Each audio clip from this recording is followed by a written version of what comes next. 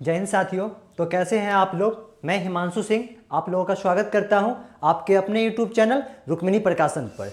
जैसा कि हम YouTube पर फ्री में एसएससी जीडी के लिए मैथ का प्रैक्टिस कर रहे हैं, जिसमें आपके लिए प्रीवियस ईयर का 20 प्रश्न प्रत्येक दिन लाते हैं और उसका स्मार्ट सॉल्यूशन यानी कि बेहतरीन सॉल्यूशन, जिस सॉल्यूशन के साथ आप एग्जाम में कम समय में क्वेश्चन कर पाए, वैसा सॉल्यूशन प्रत्येक दिन करते हैं। और प्रत्येक दिन ये वीडियो 10 बजे रात में आपको YouTube पर अपलोड होती है और ये सेशन बिल्कुल फ्री होता है और यहाँ सीखेंगे कि क्वेश्चन कैसे कम समय में करें। तो आज देखिएगा, आज आपका सेट नंबर 5 है जिसका डिस्कशन करते हैं। और फर्स्ट क्वेश्चन है आपका, एक बेलन का व्यास 14 सेंटीमीटर है और इसका वक्र पृष्ठीय क्षेत्रफल 220 सेंटीमीटर स्क्वायर है। बेलन का आयतन निकाल ले। अब मैक्सिमम बच्चे क्या करेंगे, इसमें फॉर्मूला लगाएंगे कि व्यास दिया है, त्रिज्या निकाल लेंगे, वक्र पृष्ठीय क्षेत्रफल मालूम है, यहां से ऊंचाई निकालेंगे और तब वो आयतन निकालेंगे। लेकिन आप थोड़ा सा देखने का नजरिया बदलते तो ये देखते बेलन का आयतन पूछ रहा है और बेलन का आयतन पाई आर स्क्वायर एच होता है। पाई आ रहा है यानी 22/7 आया है, 22/7 आया तो 11 का मल्टीपल होगा, यानी मेरा आंसर वही होता जो 11 का गुणज होता। जब भी मेंसुरेशन 3D के प्रश्न में आपसे पूछा जाए वक्र पृष्ठीय क्षेत्रफल या आयतन, यानी जहां पाई आता हो, तो उसमें सबसे पहला काम आप क्या कीजिएगा, 11 का मल्टीपल ढूंढिएगा। एग्जामिनर जो है आपसे कैलकुलेशन ज्यादा करवाना नहीं चाहता है, वो चाहता है कि आप ऑप्शन को देख के क्वेश्चन कम समय में कर पाते हैं या अपना समय बेसिक मेथड पर बर्बाद कर देते हैं। तो यहां क्वेश्चन में 11 का मल्टीपल अगर आप ढूंढते तो आपका एक ही ऑप्शन नंबर डी क्या था, 11 का मल्टीपल था।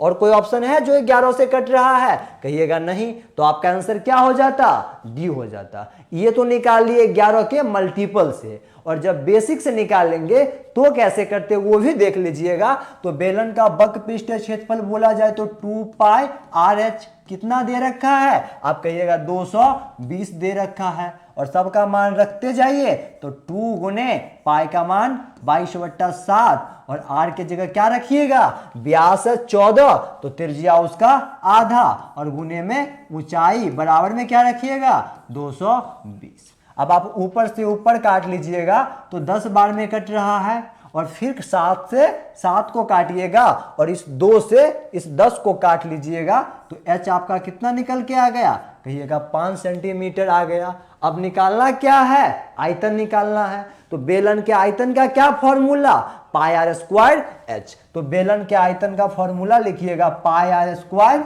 एच। तो पाई और आर स्क्वायर एच, पाई के लिए क्या रखेंगे 22/7। आर का मान कितना है, कहिएगा 7 गुने 7, ऊंचाई कितना निकाले 5। इस 7 से 7 को काट लीजिए।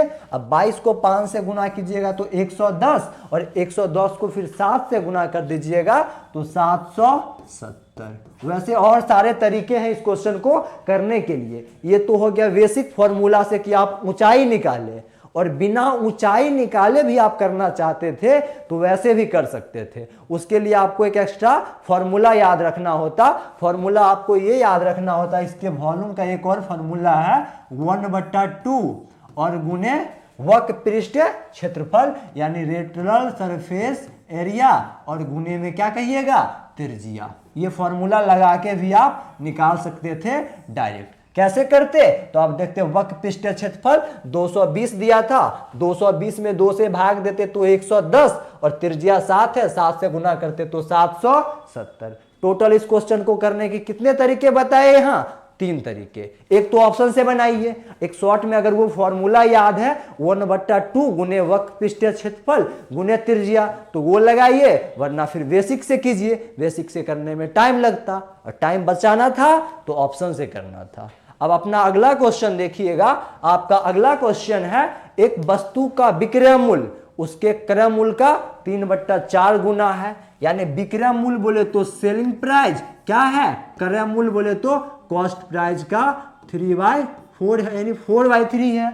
अब यहां से एसपी से सीपी का आप क्या निकालिए, रेशियो निकाल लीजिएगा तो 4/3 हो जाएगा।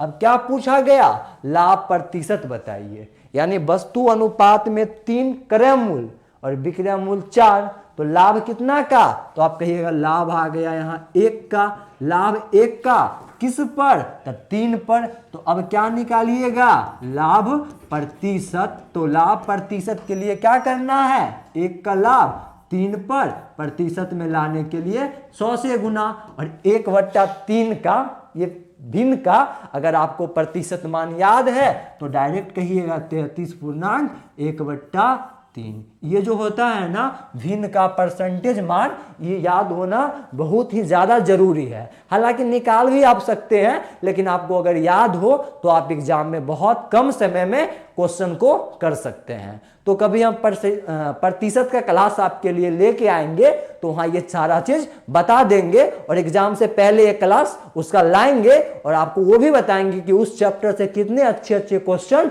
बनते हैं। तब तक आप यहाँ बने रहिए, और आप इस चैनल पे सबसे पहले अगर नए हैं तो चैनल को सब्सक्राइब कर लीजिए, अपने दोस्त साथी के साथ शेयर कीजिए, और वीडियो को लाइक करना बिल्कुल ना भूलें, क्योंकि यहाँ मेहनत लग रहा है ना, आप ही के लिए काम किया जा रहा है। अपने साथी दोस्त को भी बताइए कि इस चैनल पे आओ, और वहाँ जीडी के लिए मैथ का प्रैक्टिस चल रहा है, आके सॉल्व करो। आप एक बार खुद क्वेश्चन लीजिए और देखिए, पहले जब क्वेश्चन आता है तो खुद से भी ट्राई कीजिए कि हम कैसे इस क्वेश्चन को करते हैं और हम आपको कैसे बताते हैं। आपके सोचने का थोड़ा सा तरीका हम चेंज करवाएंगे, और वही चेंज होने के कारण आप एग्जाम में बहुत कम समय में क्वेश्चन को कर पाइएगा। ये रहा मैथ के लिए, और आप टोटल सब्जेक्ट को अच्छा करना चाह रहे हैं तो आप रुक्मिणी प्रकाशन का एक बुक आया है जीडी के लिए, क्वेश्चन बैंक, वो आप ले सकते हैं और उसको बनाइए। और बनाते वक्त आप ये देखिएगा कि उस बुक में जब क्वेश्चन आप सॉल्व कीजिएगा मैथ का,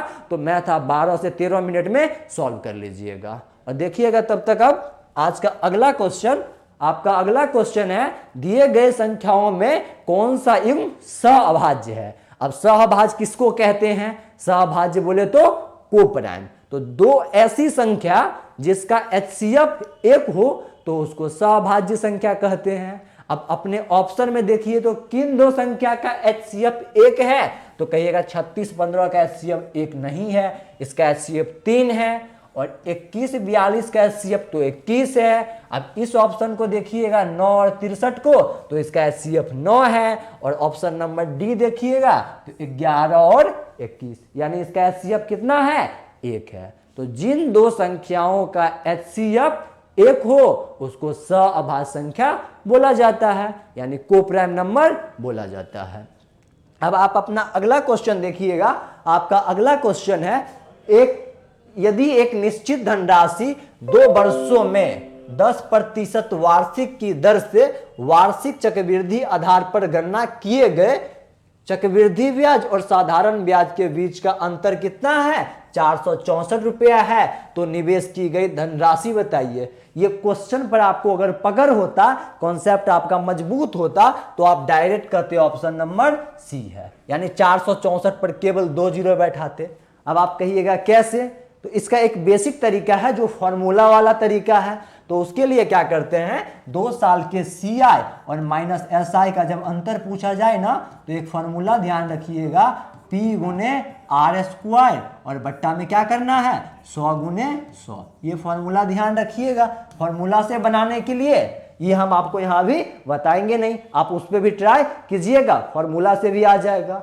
और दूसरे नियम से बनाएंगे, सेकेंड नियम, जो कम समय में आपको इस क्वेश्चन को बना दे। तो आपको क्या करना था, 2 साल का साधारण ब्याज निकालिए, तो 10% रेट है, और 2 साल का साधारण ब्याज निकालिएगा सिंपल इंटरेस्ट, तो प्रतिशत में 20%, क्योंकि साधारण ब्याज के केस में क्या होता है कि पहला साल 10%, दूसरा साल 10%, हमेशा मूलधन पे ही मिलता है साधारण ब्याज, तो 2 साल में 20%। लेकिन चक्रवृद्धि ब्याज के केस में वैसा नहीं होता है। चक्रवृद्धि ब्याज के केस में क्या होता है, फर्स्ट साल तो मूलधन पर ब्याज मिलेगा, और दूसरे साल से उस मूलधन और ब्याज को जोड़ देंगे, उस पर ब्याज लेंगे। फिर 2 साल खत्म होने के बाद जो ब्याज आया, फिर इस नए मूलधन पर जोड़ देंगे, फिर उस पर ब्याज लेंगे। तो यहाँ फर्स्ट साल में 10% ब्याज लीजिएगा, और 10% ब्याज अगले साल भी लेना है, तो 20 तो लेना ही लेना है। लेकिन पहले साल जो 10 लिए थे उस 10 पर भी उसका 10% लेंगे, तो 10 का 10% एक ना, तो 2 साल का CI कितना होगा? आप कहिएगा CI हो जाएगा 21%।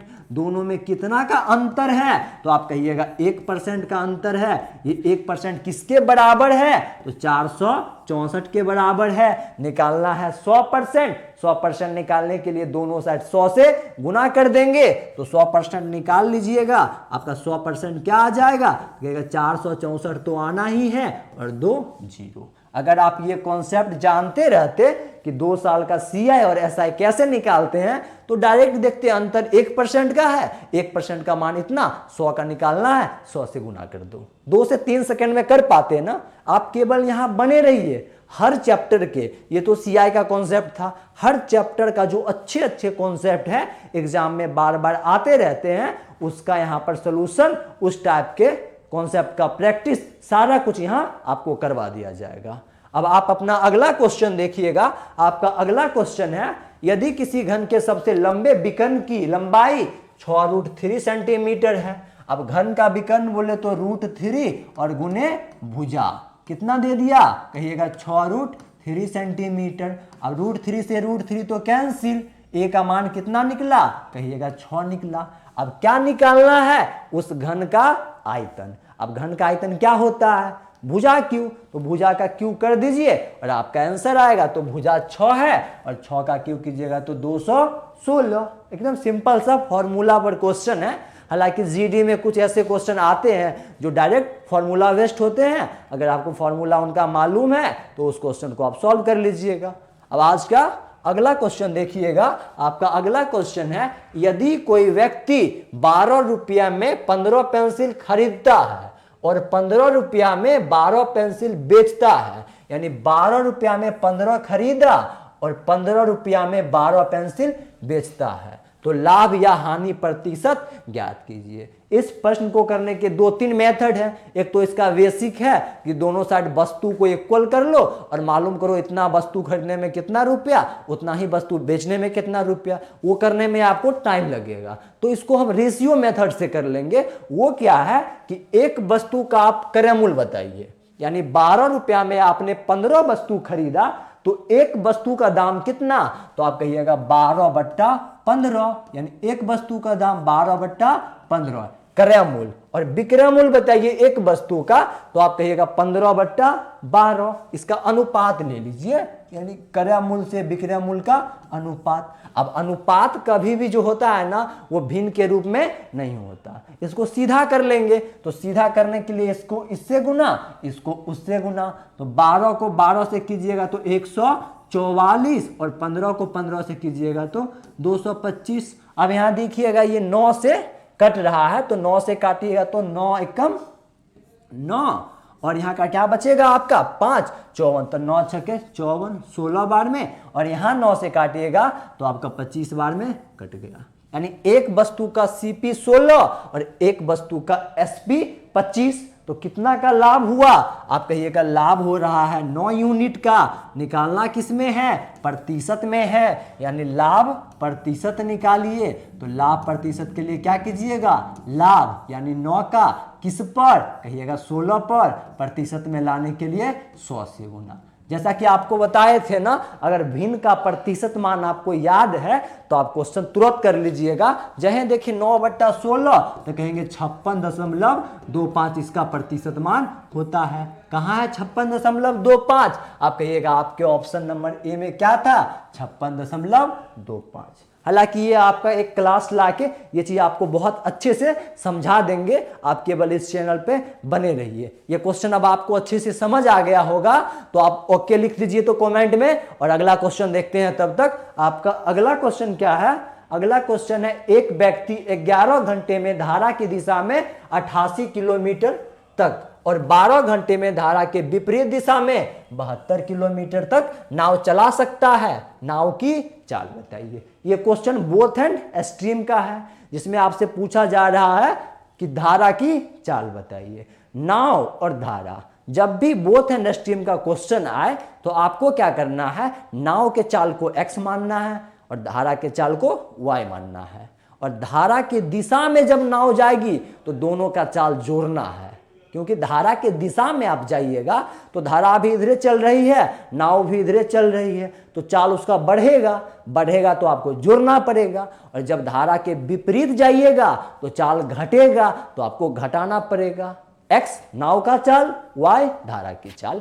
तो जब धारा के दिशा में गए तो x प्लस वाई होगा चाल, और x प्लस वाई आप कैसे निकालिएगा? चाल बराबर दूरी बट्टा समय। तो धारा के दिशा में 88 किलोमीटर दूरी 11 घंटा में, तो चाल क्या होगा? आप कहिएगा 8 किलोमीटर प्रति घंटा। ऐसे तुरंत मन में कर लेना है। अब धारा के विपरीत दिशा में की जाइएगा तो x माइनस वाई होगा चाल, और चाल बराबर फिर दूरी बट्टा समय। तो विपरीत दिशा में दूरी 72 और समय 12 घंटा, तो चाल आपका क्या आ जाएगा? 6 किलोमीटर प्रति घंटा। अब निकालना क्या है? धारा की चाल। धारा की चाल बोले तो y का मान निकालना है, तो इस दोनों समीकरण को घटा के आधा कर लीजिए, आपका y का मान निकलेगा। दोनों को घटाइएगा तो x से x कट जाएगा, और यहाँ होगा आपका 2y बराबर 2 किलोमीटर प्रति घंटा। तो यहाँ से y निकाल लीजिएगा, तो y बराबर 1 किलोमीटर प्रति घंटा। कहाँ है 1 किलोमीटर प्रति घंटा? ऑप्शन नंबर सी में। यहाँ हमको करना पड़ रहा है तो थोड़ा सा वक्त लग रहा है, लेकिन आप एग्जाम में होते तो आप तो माइंड चलाते डायरेक्ट। 88 में 11 से भाग दे दो 8, और 72 में 12 से भाग दो 6, अंतर करके आधा कर दो। 6 से 7 सेकंड में इस क्वेश्चन को आप कर सकते थे पेपर में। अब आप अपना अगला क्वेश्चन देखिएगा। आज का आगे आपका स्लाइड बना हुआ है, यहाँ पे सारा कॉन्सेप्ट बता दिया गया है बोथ एंड स्ट्रीम का। तो इस क्वेश्चन को बनाने के लिए जो कॉन्सेप्ट लगा था वो क्या है? नाव की चाल को x मान लो और धारा की चाल को y मान लो। जब धारा के दिशा में जाए नाव तो चाल जोड़ के, और धारा के विपरीत जाए तो चाल घटा देना है। लेकिन ये ध्यान रखना है कि जब धारा के विपरीत जा रहे हो तो नाव का चाल धारा के चाल से अधिक होना चाहिए। अधिक होगा तभी तो आप धारा के विपरीत जा सकते हैं, नहीं तो आपके चाल से अधिक चाल धारा का है तो आपको उधर वो जाने ही नहीं देगी। आप इसका प्रैक्टिकल भी देख सकते हैं। कभी कभी देखते होइएगा आंधी आता है, तो आंधी आता है तो आप इसे जाने का कोशिश करते हैं ना, और आंधी बहुत ज़्यादा तेज है तो वो आपको आगे नहीं बढ़ने देती है। तो यही केस विपरीत दिशा में आता है, तो विपरीत दिशा में नाव का चाल क्या होना चाहिए? अधिक होना चाहिए। ये कॉन्सेप्ट सारा था। अब अगला क्वेश्चन देखिएगा। आपका अगला क्वेश्चन है, ये रेशियो का प्रश्न है, बहुत सिंपल प्रश्न है, इसको तो सभी बच्चे तुरंत कर लेंगे। करने के लिए क्या करना था? 3/5, 3:5 का क्या मतलब है? 3/5 और बराबर में x/75। अब थोड़ा काटा कुटे खेल लीजिए, तो 5 से काटिएगा तो यहाँ 15 और 15 तिया 45। x का मान कितना आएगा? 45। कहाँ है ऑप्शन? ऑप्शन नंबर सी में। कितना आसान सा क्वेश्चन था। ऐसे ऐसे ही प्रश्न आते हैं। सभी प्रश्न तो मुश्किल नहीं होते हैं, लेकिन कुछ 4-5 क्वेश्चन ऐसे होते हैं जो आपका समय ले लेगा। उस क्वेश्चन से कैसे पार पाना है, कैसे उस क्वेश्चन को कम करना है, वो इस वीडियो में आप सीख जाइएगा अगर इस क्लास में कंटिन्यू बने रहते हैं। जब तक ये क्लास चलेगा तब तक आप कंटिन्यू इस क्लास में बने रहिए, आप वो सब सीख जाइएगा और आप अपनी सफलता सुनिश्चित कर लीजिएगा।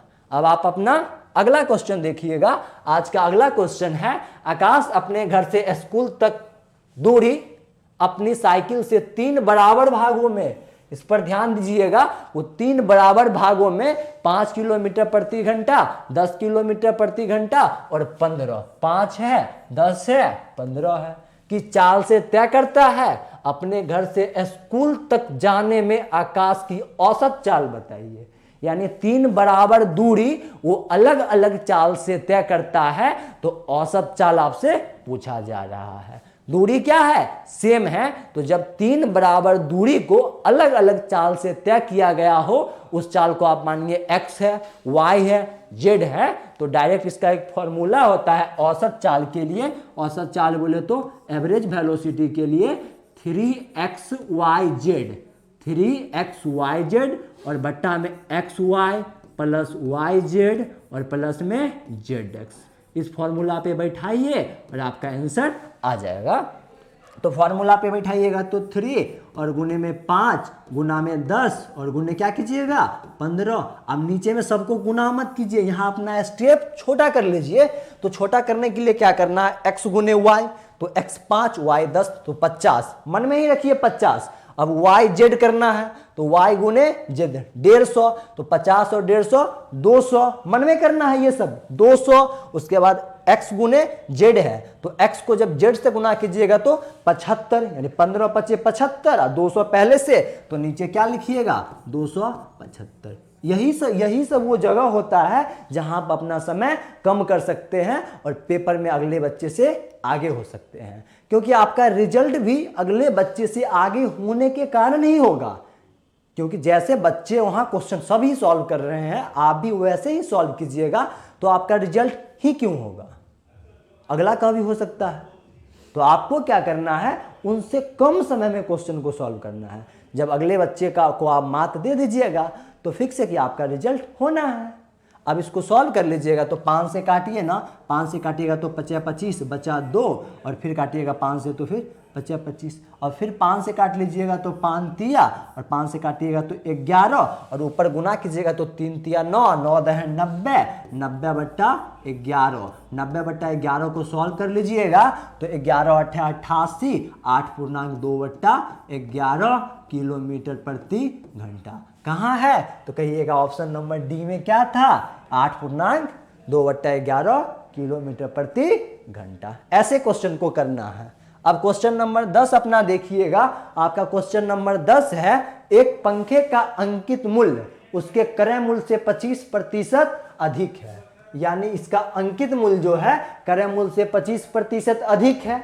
यदि अंकित मूल्य पर 12% की छूट दी जाती है तो लाभ प्रतिशत बताइए। क्या कहा गया, सबसे पहले तो क्रय मूल्य कुछ भी हो अपना, लेकिन क्रय मूल्य जो है वो क्रय मूल्य जितना भी हो, अंकित मूल्य जो है उससे 25% अधिक है। तो क्रय मूल्य को सीपी बोला जाता है। मान लेते हैं कि इसका सीपी कितना, आप कहिएगा 100 यूनिट होगा या 100x होगा, कुछ भी इस क्वेश्चन को 100 मान के करिए या फिर एक फॉर्मूला है डायरेक्ट वो फॉर्मूला लगाइए, उसमें थोड़ा सा समय लगेगा, तो इजी क्वेश्चन है 100 मान के कर लेंगे।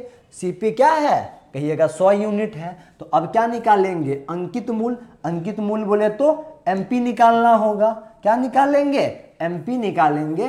तो एमपी क्या होगा, आप कहिएगा इससे 25% अधिक। तो 25% इसका निकालिएगा, 100 का 25% तो 25 और 25 अधिक कर दीजिएगा तो आपका अंकित मूल्य कितना, 125। आगे कहा गया यदि अंकित मूल्य पर 12% की छूट दी जाती है तो लाभ प्रतिशत ज्ञात कीजिए। अब अंकित मूल्य पर जब आप छूट दीजिएगा तो अंकित मूल्य पर छूट देने के बाद विक्रय मूल्य निकलता है। विक्रय मूल्य निकलेगा तो विक्रय मूल्य को एसपी बोला जाता है। और कितना छूट देना है, आप कहिएगा 12%। तो 125 का 12% साइड में निकाल लीजिए। हालांकि आपको ध्यान होना चाहिए कैसे निकलेगा, तो कितना आता, 15 आ जाता। अब देख लीजिएगा 25 से काटिएगा 4 बार में, 25 से काटिएगा 5 बार में और 4 से काटिएगा 3, 5 तिया 15। यानी अब इसमें 12% जब इसका छोड़ दीजिएगा ना आप, यानी 12% छूट दे दीजिएगा अंकित मूल्य पर, तो इसका विक्रय मूल्य क्या आएगा, 115 इसमें से घट जाएगा। तो 125 में से 15 घटा लीजिएगा तो क्या आ जाएगा, कहिएगा 110 आएगा। ये 110 क्या आया, विक्रय मूल्य। और क्रय मूल्य कितना था, 100 यूनिट। पूछा क्या गया, लाभ प्रतिशत। तो अब लाभ प्रतिशत निकालने के लिए क्या करेंगे, लाभ प्रतिशत निकालने के लिए कितना का लाभ और किस पर, तो लाभ प्रतिशत निकालेंगे तो 100 यूनिट का सामान था, 110 में बिका तो लाभ 10 का और सामान कितना था 100 का, और प्रतिशत में लाने के लिए 100 से गुना, और ये 100 से 100 आपका कट गया,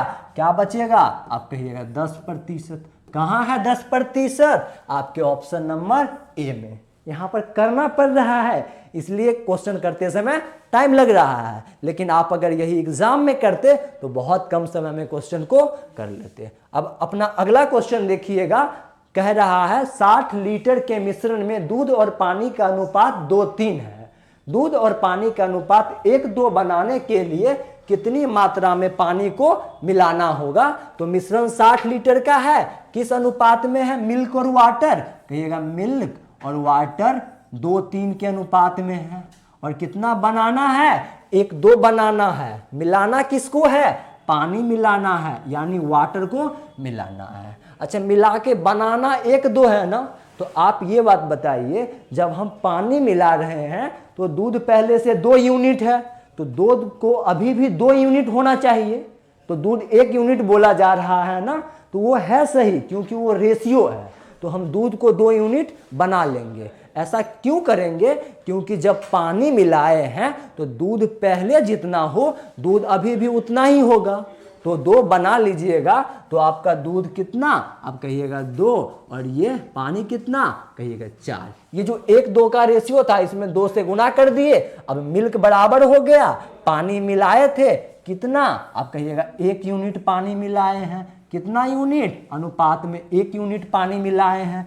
1 यूनिट लिखिए या फिर रेशियो लिखिए। तो पानी कितना मिलाए थे, 1 यूनिट पानी मिलाए थे। और टोटल रियल में मिश्रण अनुपात में क्या था, तो आप कहिएगा 2 और 3 5 यूनिट, यानी 5 यूनिट का मान कितना है, तो आप कहिएगा 5 यूनिट 60 लीटर है। तो 1 यूनिट निकालना है, तो 1 यूनिट कितना लीटर, 12 लीटर। कहाँ है 12 लीटर, आपके ऑप्शन नंबर ए में क्या है, 12 लीटर। ऐसे रेशियो मेथड से कर लेते, या फिर इसी क्वेश्चन को आप बेसिक से करते तो पहले ही अलग अलग बांट लेते कि कितना दूध है, कितना पानी है, उसमें फिर पानी को मिलाएंगे और बराबर में रेशियो क्या चाहिए, 1:2 का चाहिए।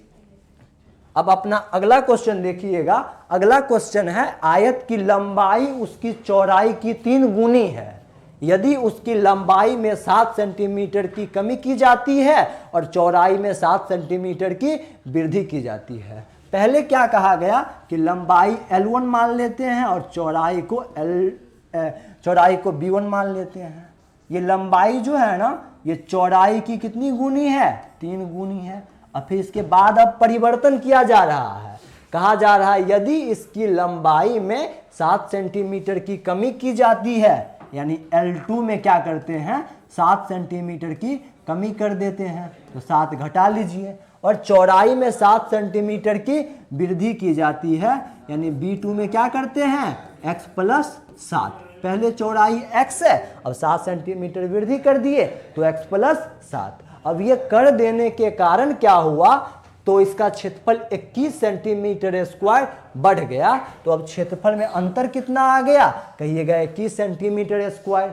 अब कंफ्यूजन ये होगा कि कौन क्षेत्रफल बड़ा, कौन क्षेत्रफल छोटा। तो सेकेंड वाला क्षेत्रफल आपका क्या होगा, बड़ा होगा। कहा जा रहा है 21 सेंटीमीटर बढ़ गया, यानी बाद वाला ज्यादा होगा तभी तो बढ़ गया। तो क्या कीजिएगा, बाद वाले क्षेत्रफल, आयत का क्षेत्रफल लंबाई गुने चौड़ाई, आयत हो तो क्षेत्रफल क्या कीजिएगा, लंबाई गुने चौड़ाई। तो लंबाई आपका क्या है 3x और माइनस में 7, चौड़ाई कितना है, कहिएगा x + 7। और पहले वाले आयत के लिए 3x और गुना में क्या कहिएगा x, और बराबर में कितना आया अंतर, कहिएगा 21 का अंतर है। अब इसको गुना कर लीजिएगा 3x को x से, तो 3x स्क्वायर। अब यहाँ एक स्टेप आप छोटा कीजिए, 3x को +7 से गुना कीजिएगा तो प्लस में 21x, और -7 को x से गुना कीजिएगा तो माइनस में 7x। तो 21x प्लस में और माइनस में 7x, तो प्लस में क्या बचा 14x और 7 सते 49, माइनस में क्या लिखिएगा 49, और माइनस में 3x स्क्वायर, बराबर में क्या लिखिएगा 21 लिखिएगा। अब आप देखिएगा इस 3x स्क्वायर से इस 3x स्क्वायर को काट लीजिएगा, तो यहाँ क्या बचेगा, कहिएगा 14x, 14x बराबर 49 को उधर ले जाइएगा, 21 49 70, x निकालिएगा तो 5। अब x 5 निकाल लिए, आपसे पूछा जा रहा है आयत की लंबाई बताइए। तो आयत की लंबाई 3x, x का मान 5, तो 3x का मान 5 × 15। कहाँ है 15, आपके ऑप्शन नंबर ए में। अब आप अपना अगला क्वेश्चन देखिएगा, क्वेश्चन नंबर 13। यहाँ महत्तम समावर्तक यानी HCF पूछा जा रहा है, किसका, भिन्न का। इसका पूरा कॉन्सेप्ट भी अगले स्लाइड पे लिखा हुआ है, पहले इस क्वेश्चन को करते हैं। तो इस क्वेश्चन को करने के लिए क्या करना है, 8, 4 और 2 ऊपर में है, का महत्तम समावर्तक निकालिए, ये भिन्न है। तो ऊपर वाले का आप HCF निकाल दीजिए, तो ऊपर वाले का HCF 2 होगा, ये आंसर नहीं होगा। और नीचे वाले का LCM निकालिए 5, 15 और 35 का, तो 105 आएगा। तो आंसर आपका क्या होगा? 2/105।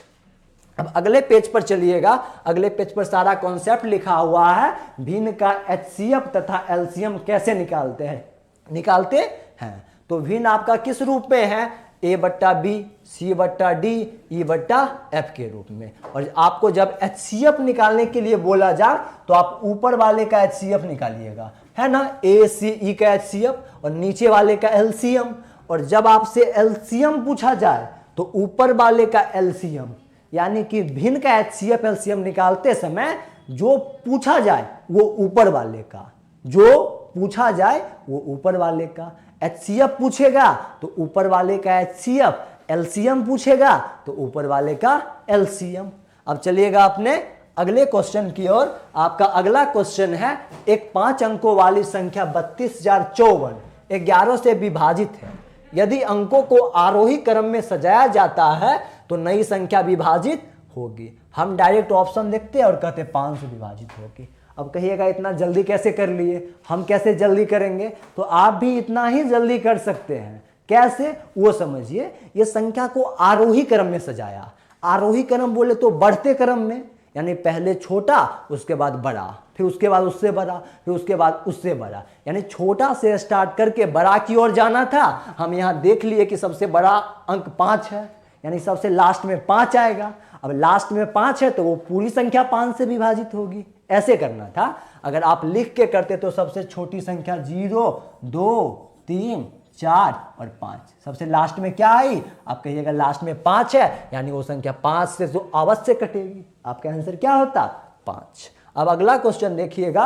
अगला क्वेश्चन है 15 मजदूर। ये बहुत बेहतरीन प्रश्न है और ये प्रश्न वैसा है ना, जो प्रश्न एग्जाम में बच्चे या तो गलती करते हैं या तो वो स्किप कर देते हैं, ट्राई ही नहीं करते, क्योंकि इसका कॉन्सेप्ट थोड़ा सा टफ है समझने के लिए। वैसे आप अगर समझ जाते हैं, इस पर प्रैक्टिस कर लेते हैं तो ईजी है, थोड़ा सा लेंदी है, लेकिन आप अगर समझिएगा, कॉन्सेप्ट को समझ जाइएगा और इस क्वेश्चन को रेशियो मेथड से कीजिएगा तो बहुत कम समय में क्वेश्चन को कर लीजिएगा। ये क्वेश्चन क्या है? 15 मजदूर में 12,600 बांटे जाते हैं, जिसमें 7 पुरुष, 3 महिलाएं और 5 लड़के हैं। यानी इनके संख्या का जो रेशियो है किसका? मैन। पुरुष बोले तो मैन, महिला बोले तो वोमेन और कौन है? बॉयज है। इनके संख्या का क्या रेशियो है? तो आप कहिएगा इनके संख्या का जो रेशियो है ना वो क्या है? 7 पुरुष है और कितनी महिला है? आप कहिएगा 3 महिला है और 5 लड़के हैं। ये संख्या का रेशियो है। और आगे कहा गया यदि प्रत्येक महिला प्रत्येक लड़के का 7 गुना प्राप्त करती है और प्रत्येक पुरुष प्रत्येक लड़के का 7 गुना, यानी प्रत्येक महिला 3 गुना और प्रत्येक पुरुष 7 गुना, तो बॉयज को मानते हैं कि हम 1 यूनिट बंटवारा में दिए तो महिला को कितना देंगे? 3 यूनिट और पुरुष को कितना? 7 यूनिट। ये किसके लिए है? प्रत्येक के लिए, कि प्रत्येक बोले तो सभी को एक एक अलग अलग, सभी को 7 यूनिट, 3 यूनिट और 1 यूनिट।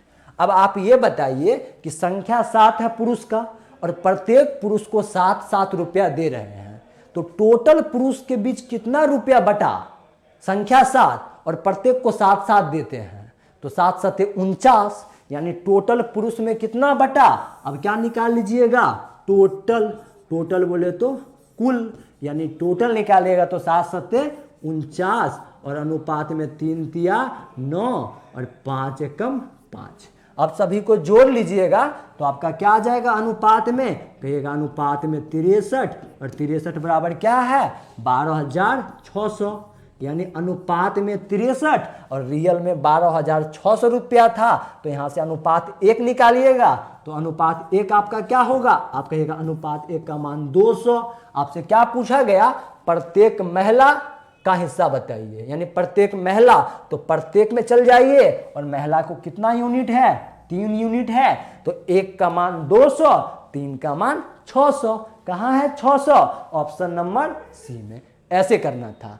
हालांकि अब देखिए क्वेश्चन ज़्यादा लंबा नहीं है, लेकिन इसका कॉन्सेप्ट मालूम होना थोड़ी सी मुश्किल वाली बात थी, क्योंकि एग्जाम में बच्चे को ना बड़े बड़े कॉन्सेप्ट ध्यान नहीं रहते हैं और वो क्वेश्चन को कम समय में नहीं करते हैं, बेसिक से करने जाते हैं, तो इसका बेसिक मेथड थोड़ा सा लेंदी है। तो आप ध्यान रखिएगा क्या करना है, इस टाइप के प्रश्न में संख्या का रेशियो निकाल लेना है और प्रत्येक को कितना मिला वो निकाल लेना है, फिर टोटल निकाल लेना है गुना करके और तुलना कर देना है, रियल में कितना था, अनुपात में कितना है, ऐसे कर लेना था। ऐसे अगर आप करते तो कम समय में क्वेश्चन को कर लेते। आप सबसे पहले तो वीडियो को लाइक कीजिए, लाइक कम आ रहा है वीडियो पे, आप लोग क्लास को देखते हैं और देख के चले जाते हैं, लाइक करना नहीं भूलना है और साथ में शेयर भी करना है अपने साथी दोस्त को, जो अभी जीडी की तैयारी कर रहे हो उनको शेयर भी करते रहना है।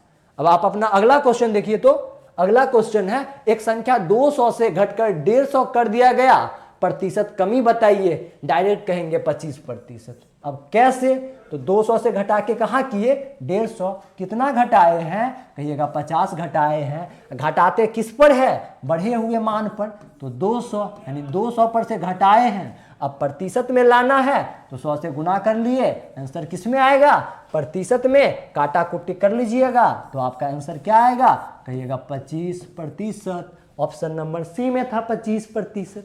ये सब प्रश्न जब आएंगे ना स्क्रीन पर देखिएगा और डायरेक्ट बन जाएगा। 3-4 क्वेश्चन होंगे, इसमें थोड़ा सा वक्त लगेगा और यहाँ पर बने रहिए, वो सब क्वेश्चन को भी सीख लेंगे, वो सब कॉन्सेप्ट पर भी पकड़ बना लेंगे और एग्जाम में 19 में से 20 क्वेश्चन करके आएंगे। 19-20 क्वेश्चन हर एग्जाम में आप कर लीजिएगा, चाहे कैसा भी पेपर आए आपके पास। अब अगला क्वेश्चन देखिएगा। अगला क्वेश्चन है, ये क्वेश्चन आपको ऑप्शन से बनाना सिखा देंगे, कैसे ऑप्शन देख के क्वेश्चन बनाते। पहले तो बेसिक समझ लीजिए। क्वेश्चन कहा गया, सुमन 40 केजी गेहूं 12.5 रुपये प्रति केजी और 30 केजी गेहूं 14.5 रुपये प्रति केजी की दर से खरीदती है। सुमन मिलाकर 5% का लाभ प्राप्त करने के लिए उसे मिश्रण को प्रति केजी किस मूल्य पर बेचना चाहिए। सबसे पहले आप तो मिश्रण का मूल्य निकालिए कि जब मिश्रण बना लेंगे तो मिश्रण का मूल्य क्या होगा।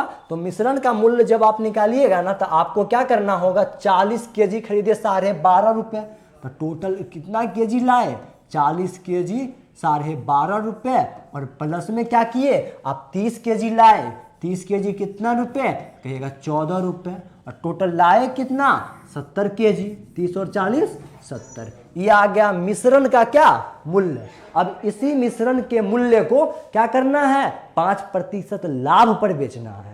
ये मिश्रण का प्रति केजी औसत मूल्य। अब 5% इस पर लाभ कर देंगे तो पूरे में किससे गुना करेंगे, अब कहिएगा पूरे में हम गुना करेंगे किससे, 5% लाभ बोले तो 100% ये खुद में और 5% लाभ करेंगे तो 105 पर बेचेंगे, यानी 105% पर बेचेंगे और 105% का फ्रैक्शन निकालिएगा तो 21/20। जब 105/100 करके काट लीजिएगा तो 21/20। अब इसको थोड़ा सा सॉल्व कर लीजिए या डायरेक्ट आप देखिए तो ऊपर में यहाँ 21 है ना, ऊपर में क्या है 21 है और 21 में 3 छुपा हुआ है। 21 में क्या है, 3 छुपा हुआ है। नीचे 3 कहीं बना नहीं है, यहाँ भी 3 नहीं बना, ये 3 तो ऊपर वाला 3 कटेगा नहीं, यानी आंसर में 3 का गुना होके ही आंसर आएगा, क्योंकि ये 3 तो कटा नहीं, तो आंसर 3 का गुणज होगा। तो अब 3 का गुणज कौन संख्या होती है, तो जिस संख्या के अंकों का योग 3 का गुणज हो वो पूरी संख्या 3 का गुणज होगी। तो अब फर्स्ट ऑप्शन को देखिएगा तो अंकों का योग कितना है, 8 2 10 1 11, 11 3 का गुणज नहीं है, यानी ये आपका आंसर नहीं होगा। अब इस ऑप्शन को देखिएगा 10, ये भी 3 का गुणज नहीं है। इस ऑप्शन को देखिएगा तो 13, ये भी 3 का गुणज नहीं है और इस ऑप्शन को देखिएगा तो 8 4 12, केवल यही ऑप्शन ऐसा था जो 3 का गुणज था।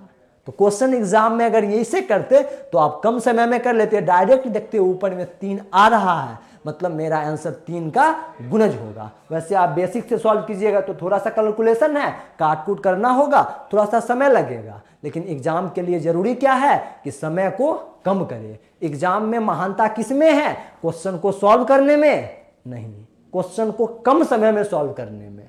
तो कम समय में कैसे सॉल्व करते, ऑप्शन से बना लेते। कुछ क्वेश्चन ऐसे भी होंगे जो एग्जाम में आप ऑप्शन से बनाइएगा तो आप कम समय में पेपर को कर लीजिएगा। अब आप अपना अगला क्वेश्चन देखिएगा। आपका अगला क्वेश्चन है 5,000 पर अंकित मूल्य के 1 दर्जन, यानी 1 दर्जन बोले तो 12 पतलून के जोड़े पर 16% की छूट है, 2100 रुपये में कितने जोड़े खरीदेंगे। यानी 12 जोड़ा खरीदते हैं ना, 1 दर्जन बोले तो 12 जोड़ा पतलून खरीदते हैं तो कितना रुपया में मिलता है। आप कहिएगा 5,000, नहीं, 5,000 पर 16% छूट है तो 5,000 का 16% कितना होगा।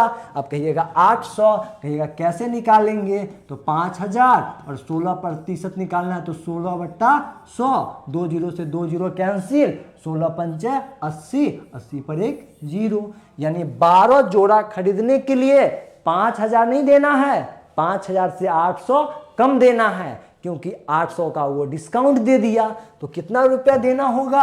आप कहिएगा 4200 रुपया देना होगा, ये 12 जोड़ा खरीदने के लिए। और आपसे फिर पूछा गया कि 2100 में कितने जोड़े खरीदेंगे, तो आप यहाँ देखिएगा 4200 का आधा क्या है, 2100 है, तो आधा खरीदिएगा, यानी दोनों साइड 2 से भाग दे दीजिए। तो 2100 में कितना जोड़ा, आप कहिएगा 2100 में 6 जोड़ा। कहाँ है 6, आपके ऑप्शन नंबर बी में। अब क्वेश्चन नंबर 19 को देखिएगा। 19 क्वेश्चन टाइम एंड वर्क का है। 30 आदमी 10 घंटे में 50 पेड़ काट सकते हैं। यदि 10 आदमी यह काम छोड़कर चले जाते हैं तो 15 घंटा में कितने पेड़ काटेंगे। इसके लिए एक MDH फॉर्मूला होता है, काम को नीचे रखिए, बाकी सबको ऊपर रखिए, गुना कर दीजिए। अब क्या कहा, 30 आदमी, तो 30 को ऊपर रखिए, कितना घंटा काम करते हैं, 10 घंटा काम करते हैं, 10 को ऊपर रखिए। और कभी कभी वो दिन भी दे देगा कि 30 आदमी 10 घंटा काम करते हैं और 70 दिन में कर देते हैं, तो दिन से भी गुना करेंगे।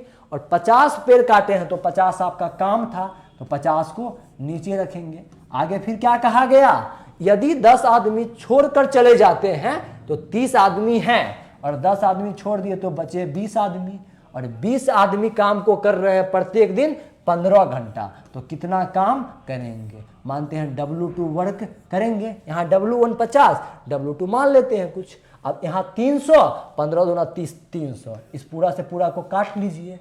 अब कोना कोनी गुना कर लीजिए तो आपका W2 कितना आएगा, कहिएगा 50 ही आएगा। कितना पेड़ काट सकते हैं वो, इस तरह से 50 ही पेड़ काट सकते हैं। ऐसे फॉर्मूला याद रखिएगा और कर लीजिएगा। काम को नीचे रखना है, सभी को ऊपर रखना है, गुना कर देना है। एक डाटा की कमी रहेगी जो आपसे निकालवाया जाएगा, बाकी सभी डाटा इसमें आपको दिया रहेगा।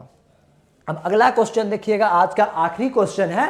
पहली 6 सम संख्याओं का औसत क्या होगा। देखेंगे ऑप्शन, बोलेंगे 7 होगा। अब कैसे 7 होगा, बोला गया पहली 6 सम संख्याओं का औसत बताइए। तो एक तो इसका फॉर्मूला है कि प्रथम n सम संख्याओं का औसत n+1 होता है। प्रथम n संख्याओं का औसत क्या, n+1। स्टार्टिंग शुरू से होना चाहिए। प्रथम n सम संख्याओं का औसत n+1 होता है। और वे वैसे क्वेश्चन को कीजिएगा इस फॉर्मूला के मदद से नहीं, बेसिक से कि कैसे होता।